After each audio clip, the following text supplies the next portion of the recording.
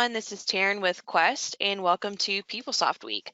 So today's presentation is utilizing related content to convert customizations to configurations in a PUM application update. And today's speaker is Bennett Walker. So a few housekeeping notes to go over before we get started. All attending lines are in mute and will stay in mute throughout this session. If you do have any questions, please put those into the question drop-down box. We'll be answering those throughout today's session. So be sure to be dropping in your questions whenever you guys think of them. And this session is recorded and it will be uploaded to the Quest content library, and everyone will receive an email when that is available. So at this time, I'm going to hand it over to Bennett, who will get things started. I hate customizations. Let me repeat that. I hate customizations. So I'm Bennett Walker, the manager of PeopleSoft Development and Administration at Beth Israel Deaconess Medical Center. And I'm going to talk to you about how we have gotten away from customizations, still using all of our development tools to do configurations in our PUM application update. So join me as I walk through a little bit of how we got there, how we did it, and why we used which tools we used. I'll do a demo and all that as we walk through. So I'm going to talk about BIDMC, what we chose, how we chose it. I'm going to do a demo, and then I'm actually going to walk through how we've used it since we actually went live with our PUM application update, which is about 1.5 years ago now. So just a high level, BIDMC is a world-class teaching hospital, 673 beds. So big hospital, a lot of patients coming through, but we're also very heavily research-based. So we have a lot of $250 million in our research portfolio and a lot of principal investigators and a lot of research going on, which means we do have a lot of custom logic that we want to implement. So this also applies to us being part of Beth Israel Lahi Health. We're a merged organization last year, so we have a lot of different requirements coming in. But that's enough about the organization. Let's talk a little bit about how we started. So the first thing is that we were going from PUM 16 to PUM 26. And this was, like I said, a little over 1 year ago. And we were making this transition and we said, well, we're going to also do a tools upgrade from 8.5.5 to 8.5.6. And this was when we were able to put together our list of customizations and say, what do we need to retrofit? So we realized when we were making that change that in PUM 24, in HCM, and 25 and financials on tools 8.5.5, that Page Field Configurator would be available. We also knew that the related content framework event mapping had been more mature at this point and was now available in 8.5.5. So we were going to 8.5.6. So we knew that we would be able to use these tools. We said, well, these tools have a huge set of advantages, like no data integrity. The ability to toggle these configurations on in real time was a huge selling point for us. And of course, as I walk through all of these, you all should probably recognize the dreaded data integrity error when you want to make a change in production, when you want to migrate something or turn on an extra check or turn off a check to let something through. So you probably would recognize that. That's the bane of our development existence as we migrate objects. We have a big advantage that you can toggle these services. So when you're online or when you have something in production that you need to toggle off, a check that you want to toggle off to allow a user to actually do that transaction as they would without that customization, that availability is right there. Some of the limitations, when we went live, they were a little bit different. Subpages weren't as able to be utilized. They've since allowed a little bit more of that as they've developed the tool, but you can't replace delivered code with the event mapping, which means when you have code that's being run as a part of your post build, for example, you can't actually overwrite that. So you have to kind of work around that. You couldn't use it on fields. You couldn't use it other than field change. That has since changed as well a little bit, a couple more events that can be run. And then the component has to be registered and it has to be on a menu in order to select it for related content. And the last piece is that application class-based services are the only ones that were available. Page and Field Configurator has a couple more limitations where your group boxes, radio buttons, and non-data entry fields are not available. You can't actually add fields. That is for drop zones. And there is a performance hit that can happen if you aren't particularly careful. So what that meant for us at BI is we went through a process of determining if that customization was required. So this is your standard review of all the customizations as you come through to say, what do we need to keep? The first question was, could we use Page and Field Configurator to retrofit?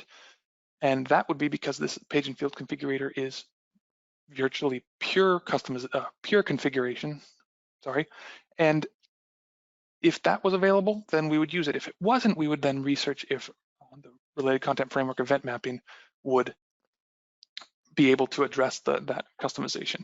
Now here's where it goes a little bit different. We actually said, if we can't use either of these two tools, we would go back to the business and say, is this truly necessary as we now have to do a true customization? And if that was the case, then we would do, shown here in the orange, the retrofitting. So what we did is, I'm just going to give you a little slice of what we would do, is looking at Page and Field Configurator. This would be for items like required fields, default values, changing field labels, and whatnot. And so here is a chunk from one of our retrofit compare spreadsheets.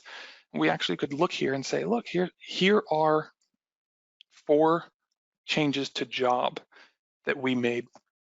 Now the job record, as you all would know, is really the heart of HCM. So the less times that you customize this, the better, because all of any image is going to have an effect on job.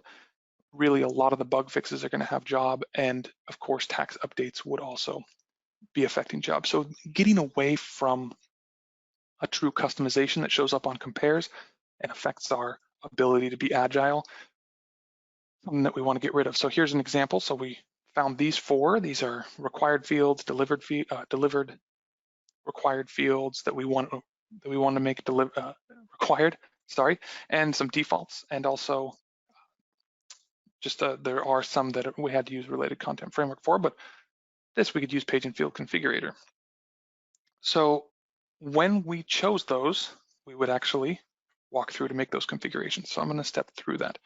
So the first one was using Page and Field Configurator, which for those who haven't used it, I really highly recommend getting into a development environment, non-production environment, and playing around with it. It is incredibly powerful and incredibly quick.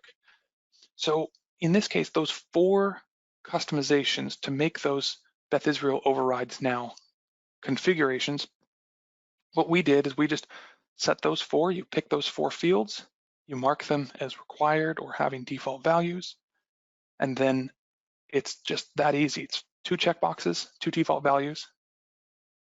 We didn't use a user list for this because we want this configuration to be applicable to all, and I'll show you some of those options that are available that you can apply to using roles and exceptions or specific users.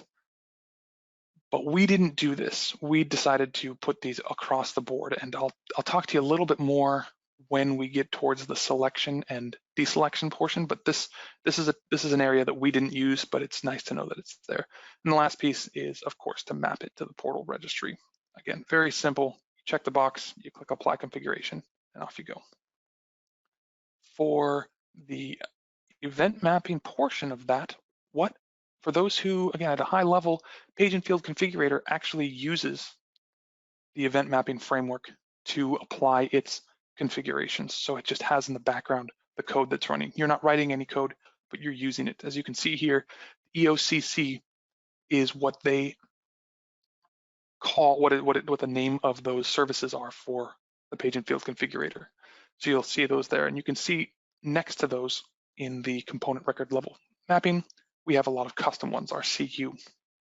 So they fit next to it, and it all plays very well nicely together. And as you see, you can put sequence numbers and put them ahead of where you are. You can actually change those delivered EOCCs to pre-process or post-process if that would make more sense. One of the interesting caveats, this is in a lessons learned side, just to be aware that when you map this, when you actually click that apply, it will overwrite. So any changes that you've made to the EOCCs in terms of flipping them to pre-process, changing their sequence number, activating them, inactivating them, changing their event name, for example, those are all ones you need to be aware of when you do that, because you may have overwritten something that you had previously altered that configuration. So here is one of the big examples. You can see right here, we had the action reason on job, and that action reason is not required, but we wanted to make that required. So very simply, you can see now it's got the asterisk, it's required. In the old world, we would have had to customize that, the job record, but now here it is right there using Page Field Configurator. So Taryn, I'm going to stop. Are there any questions at this point before I get on to the event mapping portion? Yes, hold on one second and let me check. Okay, so right now, no, we just have comments. So no questions at this time, but check back in with me, and just a reminder, everyone, to put those into the question drop-down box. Great. All right, so for the other side, I mentioned Page Field Configurator. Here are the event mapping sides, just the related content framework event mapping that we're going to do code for. And this is the hide print advices option. So this was one that we had specifically coded for as a customization. We retrofit, we tried to use the Page Field Configurator as it was at image 26, but you can't actually do this. And why not? Well, group boxes can't be used for Page Field Configurator. They do not actually allow that option. So in this case, the print option is that suppress direct deposit advice, and it is actually a group box. So if you just hid only the field itself, you would have this empty box, which our business did not approve of. They didn't want to have an empty box that says print option with nothing in it. They wanted the whole box gone like it was previously. So as you can see here, it's not available in Page Field Configurator. So it just means that we need to use related content framework. It must be used in that case. So our previous code, as you can see here, we have some BI code from 2018 where we did this, and it was very simple. It was just a hide that we added in replacing the unhide. Well, in the app package PeopleCode, what this becomes is, as you can see here, there's a little bit of overhead that you have, the import and the class, but really it's just that one line, grabbing the group box and hiding that so that it's no longer visible. And that right there requires that you then define that related content service. You didn't have to do this with the Page Field Configurator, because Page Field Configurator does that when you click that apply mapping. This you have to define yourself. So you go ahead and create that service. Here we have this one, hide direct deposit print, and then we refer to that app class. And don't worry, during the demo, I'm actually going to do every single step so that you can absolutely see how easy it is and how quickly it can be done. And then, so don't worry about snapping a screenshot of this here. When you map that event mapping, you actually do need to pick exactly where it's going to be because of all these content references. It's based on content reference, so that is related to menu and component. So you can either map a new one in this case, or you can edit a previous one and add it in. In this case, we're going to go ahead and add it, or we're actually going to edit it on the right, or we can add it on the left if there wasn't event mapping there previously. And here we go. We're just going to add in that post build hide direct deposit print, and we'll just do that in the sequence 2. So it's the final sequence number in the post process. This allows it to work nicely with the delivered EOCC, the Page Field Configurator services that are right there. So we're just going to do it afterward. And here I'm just going to walk through a little bit of this. Of course, you have these options of which event you want to tie this to, and then you can either put it ahead of or behind.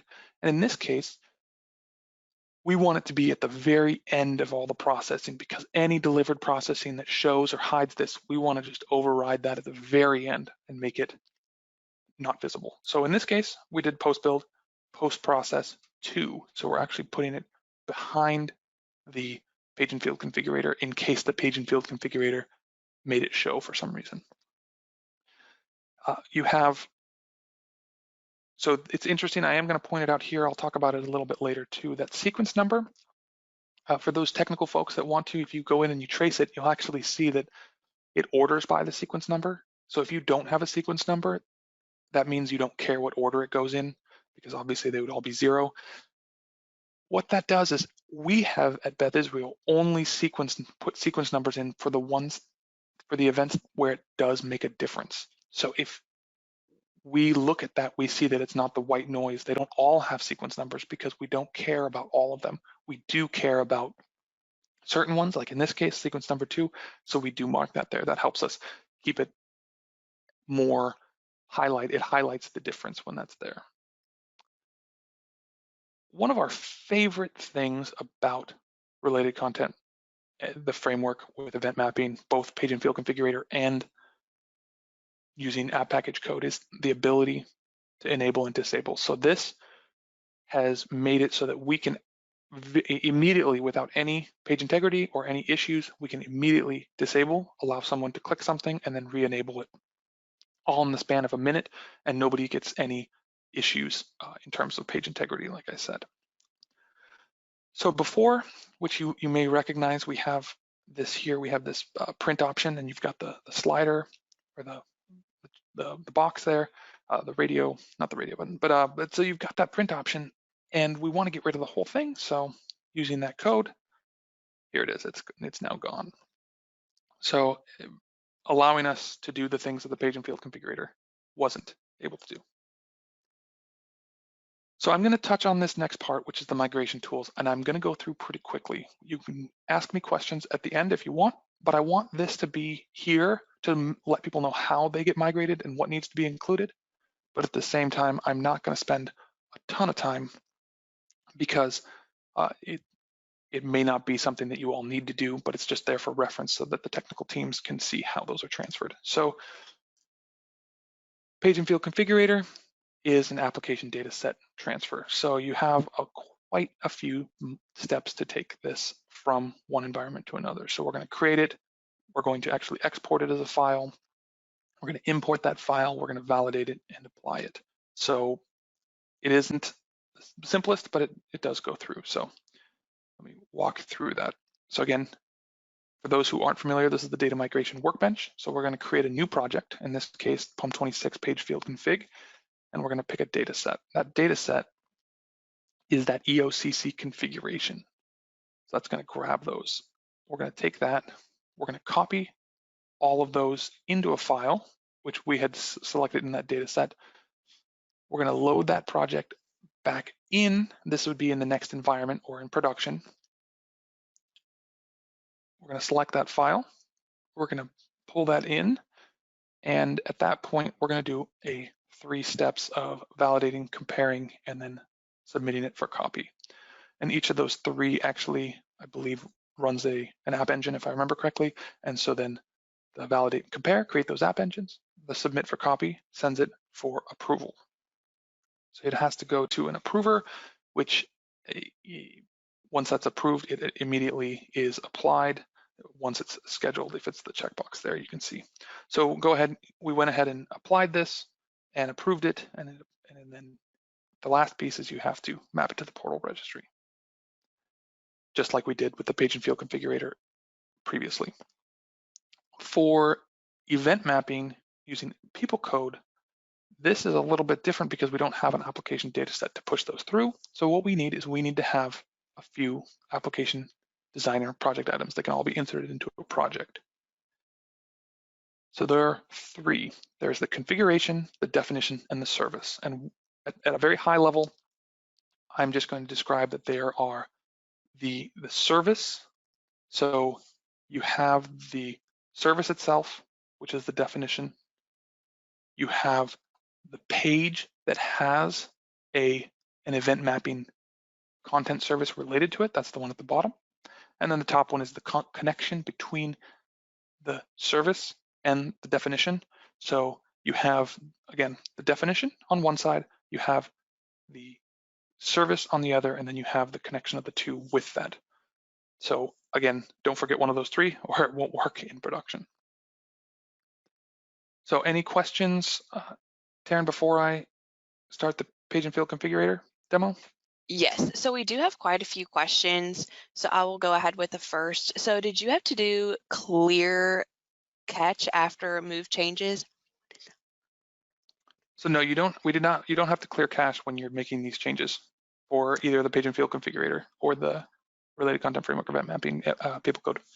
Okay, and can you add translate values via Page and Field Configurator? No, you cannot add translate values as a part of the Page and Field Configurator as far as I'm aware. Okay, and did you get any flashing of the values on load of page, but then went away? No. So it doesn't load any differently than the PeopleCode would itself. Okay. And then when it comes to a PUM tools upgrade, how do you know what things a PUM tools upgrade may have broken? Do you just test all your custom configurations to ensure it all still works? Or is there an available technology that will show you what may have been impacted by the upgrade? So that's a great question. We use a pair of tools. So number one is you can actually, in the PUM server itself, when you go to that change package, it will list all of the components that you need to test. So that's one side. That is a very comprehensive list. And then you need to look back and compare that with the compare reports where your customizations are. So when we do our image applies, we do a full inventory of all of the customizations. We relate that to all of the components, and then we do test every single one of those, of course. And as we do this, this is where we're deciding if it's still needed, if we can use a different tool, and then we push back on the users if it can't be used for those tools. So those are the two sides. So the compare report, which would come from your PS admin who's actually applying the PUM image, and if you go into PUM and you look at that change package, you can see it there. Okay. And the next question is, there are configurations done with PFC and related content. At what order do they occur? Would a related content changes occur first or PFC changes happen first? So I will refer back real quick to the ability to set that. They may have asked it before, but here it is. Here's the perfect example, which is the EOCC post build. We actually put our custom, the hide the direct deposit print option above that with a 2 sequence. So that sequence number is what's going to make that happen. So if you put that sequence number below, or if you, in the worst case, if you leave them both blank as zeros, the system will sometimes show it and sometimes not, depending on what the order by is, which the database is going to come back randomly. So as long as you put the sequence number and you put it behind everything, it's going to be fine. It'll do what you've indicated as the final step. Okay. And the next question is, what security permission list needed for data migration Workbench? I don't know which one that is off the top of my head, so I would have to look that. And if they want to send me an email, I can send that information back to them. I don't recall that at this moment. Sorry. Okay. And would compare report show changes by event mapping or PFC, since these tools did not change the delivered object? No, they do not. And so this is one of those areas where things, there are a couple different approaches to this that I've talked to a few people about. Shashank Vamana and Jim Marion, for those who know them, they actually have a blog post that gives some SQL. So I'll just, I can refer people to that if they send me an email afterward, but that will give you a listing of all of the objects and all of your, so if you give it a project like your PUM image, and then you run the SQL, it'll show you which ones are related. In our world, what we do is we actually use that inventory to walk through. It's not that terribly long to see. Let's see if I can have one here.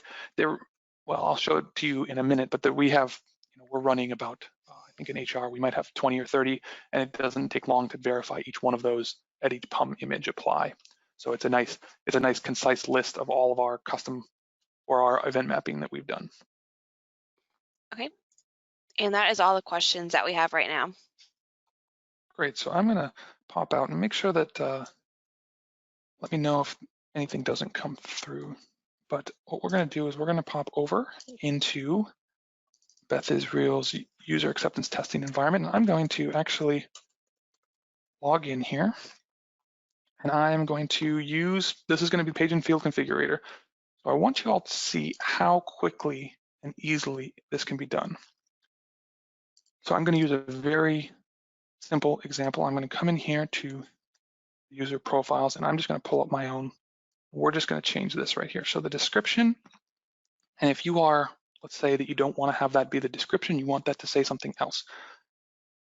In previous worlds, we would need to actually customize this, but with Page and Field Configurator, we don't have to. So I'm going to go and I'm going to use the navigator. I would normally use a navigation collection or something similar, but I want you all to see it. So enterprise components, Page and Field Configuration, Page and Field Configurator. So user mate. So we're just going to take user mate. I don't think I have one. I do have it set here for user mate. Oh, that's dist, sorry. Let's turn to search.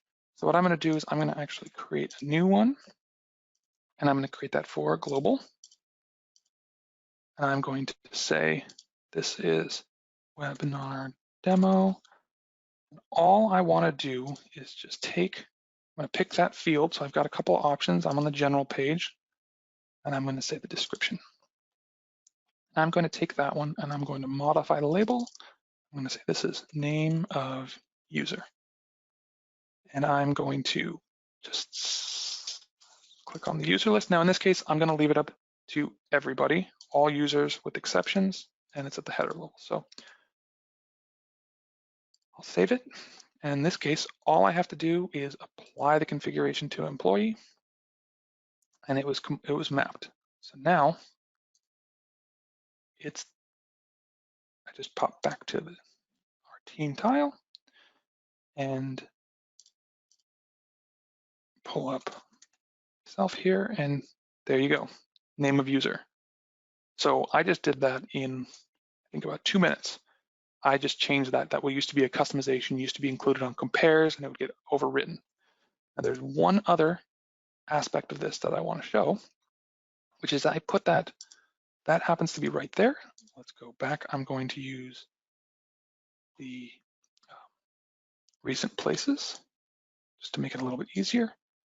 And if I come to this one and I say, you know what, we don't like that, or somebody doesn't agree with that, while somebody's in the page, this is the big difference. Somebody's in the page and they say, we want to change that. We don't want to modify the label. So now I'm going to save it, and I'm here on the page, and I'm going to click ID. I'm going to click around. Notice it hasn't kicked me out. It allows me to do anything I need to do. But the next time I come in, it's back to description. No page integrity, no user interference. This means you can make these changes on the fly during the day and even toggle them back and forth without worrying about any sort of interruption. And the last piece I'm going to show is that this as well, if I go back and I modify this label and we call this name 2. So as I mentioned, this is here.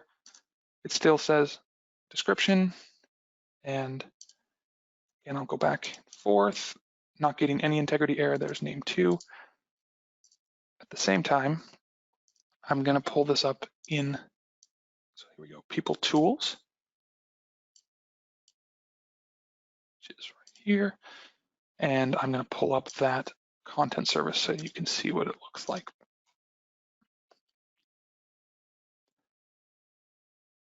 So in event mapping, and then user profiles, not that one. The other one, PeopleTools, user profiles. And if I edit this, now you'll see there should be the two EOCCs.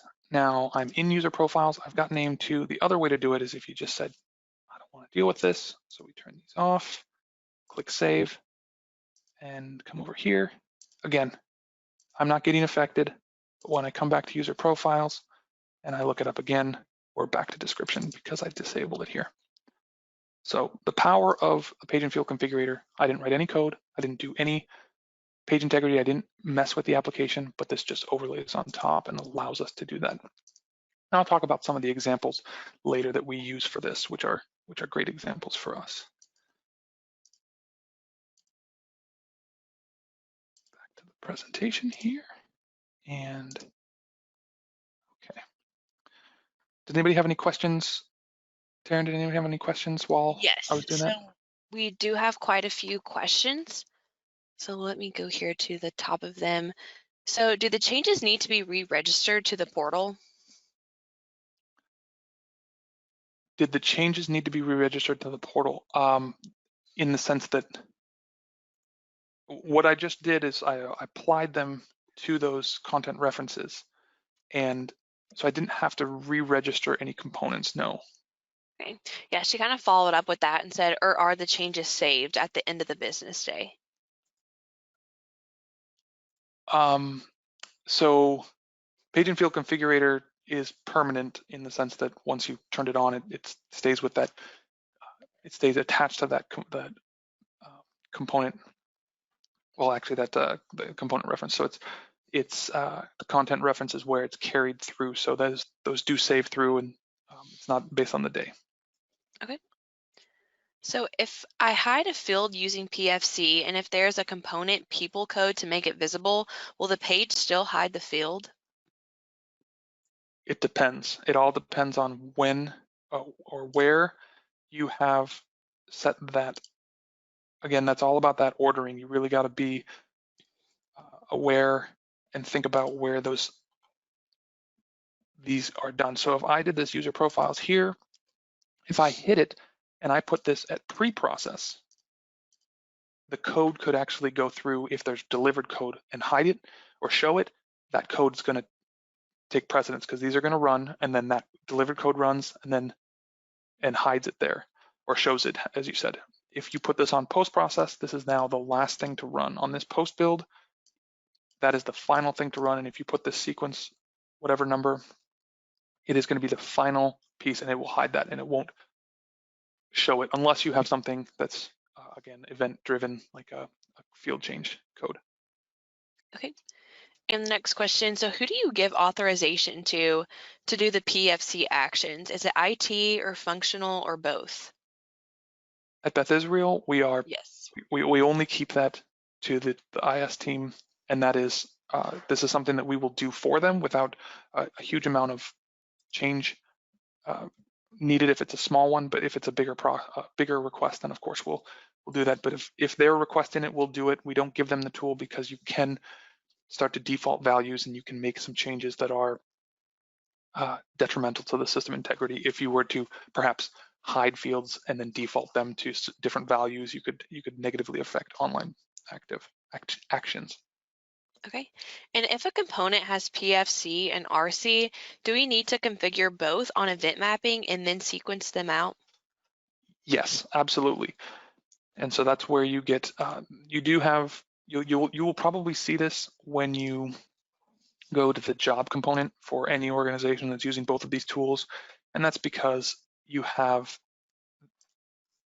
a set of the delivered that we were trying to use to keep it Page Field Configurator, and then here. So this is the one that I showed in the slide earlier. We have a set here of custom and delivered, so the row init, and I don't think we have other ones. So the row init is the only one that is both custom and delivered, but you do have to order them and make sure that you're doing that in the right order for your business processing. Okay. And if you use Data Migration Workbench to migrate page and configuration changes to production during the day, do you have to worry about data integrity errors? Never. So I'll just reiterate, you never have to worry about data integrity errors with any of these objects. Even if you migrate the code, it will not affect, you will never get the page integrity error because of Okay. using these tools. And how does it work with AAF if it updates a value on the page, which can usually be on the save of the component? AAF? Yes. I'm not sure I know what acronym they're referring to with AAF. Okay. We'll wait and see if they Okay, so if come you could back with a just, comment. yeah, Active Analytics Framework on the active, CRM side. oh, this is, so we don't use CRM, so I'm not aware of how it integrates with the Page and Field Configurator and related content work with the AAF, so my apologies, I'm unaware. Okay. So the next question is, how do you manage these changes and how do you ensure that changes made on an environment are done in other environments to maintain consistency? So we use just a standard migration path. We make sure to use it in all of our environments according to our dev UAT production and then any sort of QA environments. And we keep this list. So like I said, we have 25 different content references that have them. So we have to make sure that the production, and it gets pulled down to, you have to, of course, make sure that they're all in UAT because that's the final environment before production. So they are all there as well.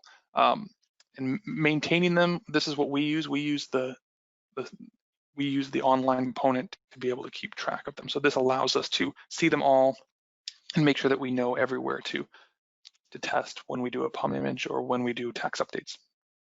Okay. And are there audit fields on PFC to see who updated the date and the update, or sorry, let me reword that, to see who updated and the date of the update?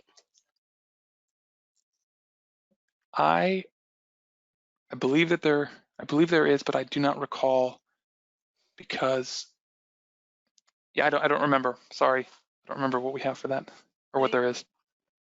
And to follow up on if it migrates to the different environments, so a page and field configurations be copied or migrated to lower environments, or do you apply in lower environments?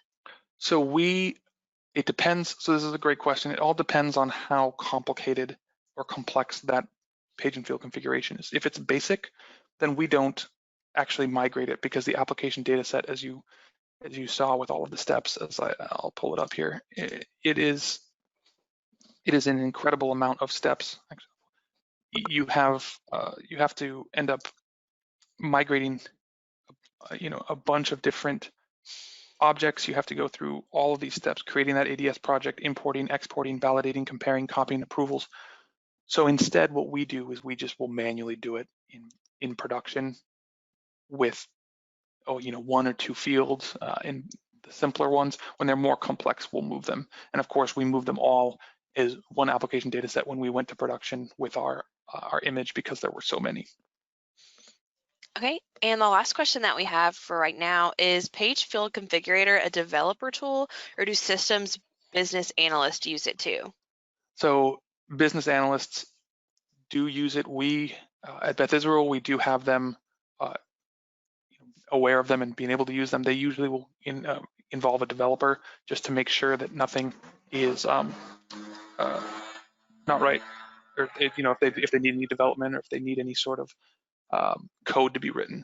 And that's primarily to be able to decide between if it's PeopleCode or if it's Page and Field Configurator. Okay, and that's all the questions that we have right now. Great, so I'm gonna go through. I really love the questions, but I wanna make sure to get through the rest of these before the end. And so I'm gonna keep going on some of the lessons that we learned. So I've got, and then I've got some upcoming features and some future uses, and the future uses are some that I really wanna highlight because people are gonna say, well, this is a great tool, but how did we use it? So the first piece is, if you don't have, the component interface needs to have a menu associated with it. And so that means that you have to also make sure that multiple menu items that are associated with a single component are registered the same. That caught us in our testing. And one of the other things is that when you apply that, when you migrate the page and field configurator we saw that there was a little bit of inconsistency in terms of which ones were actually applied. So we apply them manually after all the migrations. And that's where that was that third tab, the third page where you're applying it to which menu or which portal. And then the subpage secondary page code was always a tough one, because when we went live in PUM 26 in HCM, this wasn't available. So we had to kind of work around that. So the first thing I'm just going to say is, again, this is that component interface menu requirement. This caught us because our CIs, we did not fully vet that this was there on one of our a couple of the defaults. So you got to make sure that there's a menu name. So this means the delivered object has to be updated to point to the menu so that you can actually associate a event mapping to it, or the page and field configurator to it. Multiple menu items. Job data has 5 content references that we use at BI, which means you got to look for the hidden ones. You've got to look for the ones that you don't expect always. So you have to walk through, make sure the business is actually going through and testing it in all the ways that they actually use it. So this was another catch, because 5 components, not just one. It's 5 content references, sorry, instead of just the one component. So a couple of upcoming features. Now this is again, when we were going live in PUM 26, we were looking forward to the RCFEM indicator that's in App Designer. So a few of you, I'm sure, are on 857, so you can actually see that there is event mapping references associated with a component. And you can start to get into those secondary pages once you're in 857 tools. So the other thing is, we have the application data sets. The ability to clone that existing data set is coming out, and some warnings for large recursive levels. So that's when you're talking about that performance degradation. And then the ability to delete the root record, which is, again, in the application data set side of things. So not always applicable to both sides.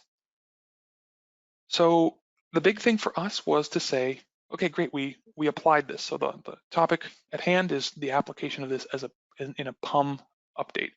And that was great. But the big tool that we learned from all this, so all the knowledge that we took from this, is to say, now when the business unit comes forward and asks us, we could do things for them that we previously would have said no to because it would have been a customization. So they are thrilled, because right away afterward, within a few weeks, they asked if we could check the account. So this is the first 3 digits of the account code, make sure that it equals the company code. And that would be save edit code that you wouldn't want to put in to have to recustomize on job earns this. I mean, it's just going to cause a lot of effort. So this way, we can just put it in here and they get a message. So I'm going to jump over the event mapping demo for a second here. Actually, you know what? I take that back. I'm going to actually do the event mapping demo, because it's fun to see how quickly it goes. So we're going to go back into HCM, and we're going to go back to that user profile side. And I am going to say, I want to help our admins out, and I want to say, when this account is locked out, draw attention to it. So to do that, we can't actually pop up a message using Page and Field Configurator, but we can with PeopleCode. So to do that, what I'm going to do is I'm going to go into App Designer. So I've already got this loaded up, and this is in that UAT environment. So I'm going to create a new app package just for this demo. I'm going to insert an app class. I'm going to call this webinar. And then I'm going to save this as CU webinar. Okay. And in here, I am going to cheat. Pardon my cheating here. This is the code that this is the extra code that I don't put into memory, because there's no need to keep track of it. But this is all you need for that overhead for the event mapping code. So what I'm going to do is I'm going to say, if the psopper defin.account lock, if it's locked, then let's give a message here.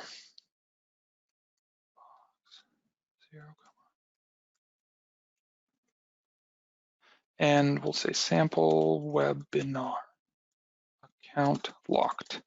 Please check. And that's just to help out our admins. So we'll do this and watch this XXX will actually automatically, whoops, automatically turns to see webinar. We save this. Now, that's all the code that we had to do. Now we can come over to we're going to do the event mapping. To do that, we actually have to come in to PeopleTools, and we're going to actually define this. So this is a piece that we didn't have to do with Page Field Configurator because it does it automatically, but this is that definition. So let me go ahead and create one here, and we'll just call this service CU webinar and webinar, and we're going to go application class here. And so this is that CU web. Oops. Don't know what that error was. That's unrelated. We'll go grab the, looks like I broke it here. Let's try this again. Add new CU webinar class and CU web. Okay, this is a tough one. When the path is the root path, it's going to come up with just a colon, which means that it's the root, and here's the application class. So all I did was define it. So now I've defined that one. Now we can put it where we want to put it. And if you remember, we already had some, we'll do it here, that managing those related content services. So if you remember, we added the description on and we hid that, or we disabled it, if you will. I'll go ahead here and pull up the user profile. So we're going to edit that one. And now we can just go ahead and add ourselves a post build. We'll grab our custom one that we just created. So some of those questions that I got earlier were related to custom versus delivered. So I'm just putting this right next to it, and I'm going to put this in that post process. So now save this. Now we can go ahead and check that. Now that's on the post process, which is a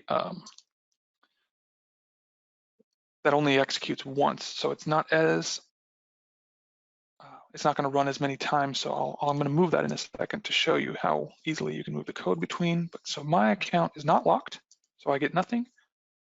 But Allison's account is locked. So here you go. There's your message, and you're helping your admins. Oh, their account's locked. I didn't realize that. Well, now we want it to pop every time they click general. They call us and they say, hey, this I'd like this to go more often. So we can go ahead and get rid of it from the post build here. And we're going to go ahead and add it to the general page here. We're going to select this from those options as we did before. Whoops, too far, webinar. And in this case, I have to pick before or after, but I don't have to have a sequence, as you can see. So now it's on the page activate. So I'm going to save this. Again, we just made these changes, and here we are in the component, and we're not going to run into any issues. But now it's on the page activate code. So every time I hit that page, it's going to come here. People don't like it, it's too much, turn it off, save it. Again, still on the page, and watch what happens. I come back, I don't get that. So it really helps you be able to be agile. So I've always appreciated that, but I am going to say keep track of this code if you can get the chance. This is all you need to remember. It's very simple. It's the import, the class definition, and the method for execution. So before I take questions, I'm going to walk through some of the things that we have done since we went live. So we've used this extensively. I've got a couple examples that I just want to share, because a lot of times people will say, oh, this is a great tool, but how have you used it? And how are you going to use this going forward? So here's another one. Our organization wants to have the company and the department. We want to know if those are, we want those to be aligned so that they can't be in the wrong company for the wrong department. So we allow that in code here to have, to have an indicator or to lock it in a certain way, but also allow it to be open if it's correct history. We could also have used, we used it there. We've used a couple of different PeopleCode options in there. Of course, we have looking for people who are adding or if it's a secondary job. Manager workflow, so we wanted to add this to the save edit to make sure that people know if somebody's attempting to give a raise. So this is initiating workflow based on certain logic. So here's that logic, makes, oh, it's a pay raise. They tried to give them a raise that was too big. Review the transaction with the compensation team. We don't have this anymore. We used to have a COBOL process that was outdated that couldn't process more than 20 earning distributions at a time. So we said, well, we don't, instead of customizing something, putting save edit code, we wanted to stop them from being able to run this process. So we put that PeopleCode there to check to make sure there wasn't too many distributions, and if there was, to stop them. The key here, and the reason that related content works so well, is if they said, we're getting this error and we don't think we should, we want to run the process anyway, we could just disable this and allow them to push it through. We were having, on the financial side, we were having a lot of issues with buyers creating back orders that were being created by the EDI transaction, which meant it would cause a unique constraint failure. So we just stopped them from creating those back orders, except we wanted to allow, as you can see in the bottom right corner, see setup buyers. That allows somebody who is the administrator, this is the manager of procurement, they're able to actually override that. If not, we just disabled the field. But if it was them, we would allow them to do it, because if they knew what they were doing and there were certain cases where they would want to do that. Again, we could also turn this off immediately. Purchasing reached out to us shortly. Now, we did not have Page Field Configurator in financials when this request came through, so users were using these links and they didn't want those to show up. So we put those on the, in the code there, and actually post-build, hide those fields so they don't have to see them. And procurement services really appreciated that, because that made it so people weren't requesting new items or new suppliers by hiding those fields so that they wouldn't have to deal with people asking questions about them. Later on, we were finding that people were actually putting in manufacturer IDs that they shouldn't have been, that were out of sequence or with characters, which we didn't want. So we just overrode that with this related content event mapping, grabbing the next one and going ahead and actually setting it to the right number that it should be, so auto incrementing. In financials, again, with e-procurement, we were having some issues with end users buying things that they shouldn't be buying. And so we put an extra level of pre-approval. And this was a message just to reiterate to them, if you're buying from this research special vendor, which is a field that we set here, using this related content on the delivered custom page, this is the delivered page, and setting the research special supplier field, which is the vendor field C30. If we put yes in there, then it'll give them that message to remind them that they need extra approval. And the final one is one that actually just came in yesterday to show you how often we're using this and how much we really utilize this tool. We got some information from our purchasing department that there are a few POs that are being dispatched without our default comment. So what we're doing is we are going to default the checkbox to yes on the print BU comments, and then disable that entry, which is great. The reason I point this one out is because it actually won't work with Page Field Configurator, because it won't override somebody who's already created this. So once you've done this once, it creates it and it leaves it there. So we have to actually use related content framework event mapping PeopleCode to override that. But this is an example of something that we did just yesterday, and I think that's being worked today as we speak, doing this exact thing that we're talking about. We're continuing to use it across the board. And I think with that, here's my email address. Feel free to email me any question that you could have that's related to any of this stuff, and I'll get back to you with what I've got with the best of my knowledge. Okay, So we do have a few questions that have come in, so I'll go ahead with those. So how does your organization track PFC configurations and event mapping? So we answer that with just using the managing of the, as I showed before, the managing the related content service. We keep it in here, and this way we're just validating all of these for our PUM image applies. We actually walk through all of the event mappings that are here. And it's pretty easy because our analysts know they can come in here, they can actually, they can actually click into the link and they can actually just test it right away without having to do a whole lot of, there's no spreadsheets, there's no other tools that you have to click back and forth. This actually puts it right there. And so you just click the link and verify. So our analysts are doing it from that page. We're using that as our repository.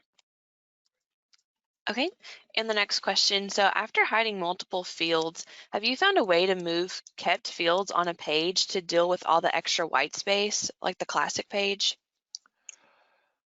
So the only thing that we've been able to do is when we hide group boxes on pages that have the setting for adjusting for hidden fields or for hidden group boxes.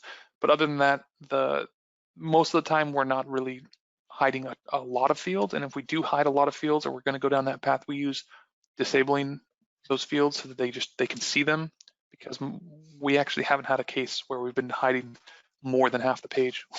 We tend to just hide a field or two here and there, like the e-procurement, e-pro punch up. Okay, so what happens when we give a SQL number to some events and leave the others blank? Does it execute at last or first? It will execute it at so the SQL orders it by that. So because it has no number, it'll actually come back. I believe it comes back first. But if you have more than one that are blank, it will come back randomly. So those come out back randomly first, depending on what the database whims are that exact moment, and then it does the numbers. I would have to verify based on the database, and if you're using Oracle, we're going to 19C right now. I'm not sure if it's still doing the same in terms of how it orders that. Okay, and how did the class name fill in for the X's or the blank? So that's a great question. The class is smart enough to know that the application class here, the name of the application class will actually pull in. So when it'll automatically pull it in, which is just great. So you don't have to remember to do that. It'll do it for you. Okay. So that was the last question that we did have. So thanks again, Bennett, for coming and speaking with everyone today and answering everyone's questions. Thank you, and don't hesitate to reach out to me with an email if you have any questions. Okay, and just a quick reminder that this was recorded and it will be on the Quest content library, and everyone will receive an email when that is available. So thanks again to Bennett and everyone for joining in.